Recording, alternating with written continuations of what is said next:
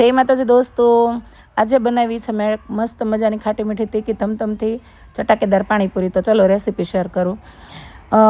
પહેલાં મેં બટાકા બાફી લીધા છે, ચણા અને બટાકા બંને સાથે બાફી લીધા છે। ચણા રાતના પલાળી દીધા હતા, તો મીઠું નાખીને બંને બાફી લીધા છે 4 થી 5 વિસલ કરીને।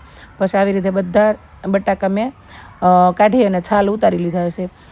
તમે પાણીપુરી બનાવો ત્યારે કેવી રીતે બનાવો છો, રગડા પાણીપુરી બનાવો ત્યારે કેવી રીતે બનાવો છો, અને હું બનાવું છું એ સ્ટાઇલથી કોણ કોણ બનાવે છે લખજો કમેન્ટમાં। જોવા કેવા પણ આપણી મસ્તી રૂકે નહીં। ચલો પહેલાં પાણી બનાવીએ। તો સાઈડમાં મેં પાછા થોડાક ચણા કાચા હતા ને તો બાફા મૂક્યા છે, અને હવે પહેલાં પણ નહીં નાખીએ આપણે પાણી। તો 4 થી 5 સૂકા લસણના કટકા, 3 થી 4 મરચી અને એક નાનકડો આદુનો ટુકડો એ મેં નાખ્યા છે। પછી ફુદીનાના પાન અને લીલા ધાણા આ બધું ચડિયાતું નાખ્યું છે। આવી રીતે બધું નાખીને પછી સબરસના મસાલાનું અડધું પેકેટ નાખ્યું છે, અને 5 વાળી જલજીરા જે મેં આખી નાખી દીધી છે। સરસ મજાનું તીખું અને ખાટું મીઠું તમતમતું પાણી બનાવવાનું છે, અને પાણી તો ઝાઝું બનાવવાનું છે। પછી મેં નાખ્યો છે સંચળ પાવડર। પાણીપુરી હેલ્થ માટે વધારે સારી, એનું કારણ એ છે કે તમે અંદર સંચળ જલજીરા ને એવું બધું મસાલા આવે ને, ફુદીનો ને એવું, એટલે પેટના બધા રોગ તમામ ગાયબ।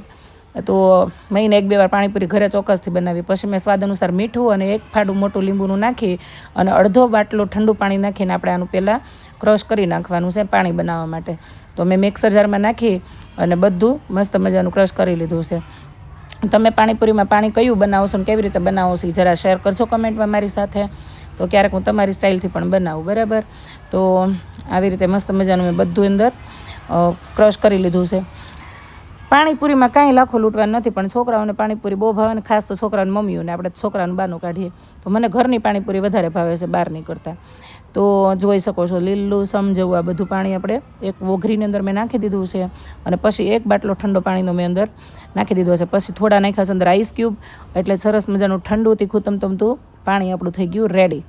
અને બટાકા પણ સરસ મજાના છાલ ઉતારીને મેં આપણે એને મેશ કરી લેવાના છે। આની અંદર મેં કઈ વસ્તુ બીજી ચડિયાતી નાખી નથી, પણ તમે નાખવું હોય ને તો ધાણા આદુ મરચાં એવું બધું નાખી શકો, પણ મેં સૂકું બધું નાખ્યું છે। મીઠું બાફતી વખતે નાખ્યું છે એટલે થોડુંક માપસર નાખ્યું છે। પછી જે સબરસના મસાલાનું અડધું પેકેટ વધ્યું હતું એ પણ મેં બટાકાની અંદર નાખ્યું છે। અને મસાલાની અંદર આપણે એની અંદર ધાણા જીરું પાવડર અને થોડીક નાખવાની છે આપણે લાલ મરચું પાવડર। જો તમે આદુ મરચાંની પેસ્ટ નાખતા હોય તો લાલ મરચું પાવડર ન નાખવો, બરાબર। ઘણા લોકો લાલ મરચાં પલાળીને પછી એને પીસીને નાખતા હોય છે, પણ મેં સીધી ચટણી નાખી છે। પછી અડધું ફાડું લીંબુનું નાખીને ધાણા ખૂટી ગયા હતા, પાણીમાં નખાઈ ગયા, એટલે નહીં તો ધાણા તો ઓચુક જ નાખું છું। તો બધી વસ્તુ આવી રીતે મેશરથી મિક્સ કરી લીધી છે। ચણા પણ સરસ મજાના બફાઈ ગયા છે। લાલ કાળા ચણા નહોતા, નાના વ્હાઈટ કાબુલી ચણા હતા, એ મેં બાફ્યા છે, જે ગામડેથી આવ્યા છે। પણ દેશી ચણા વધારે સારા લાગે પાણીપુરીમાં, તો તમે જોઈ શકો છો બાફેલા ચણા પણ થોડાક એડ કરીને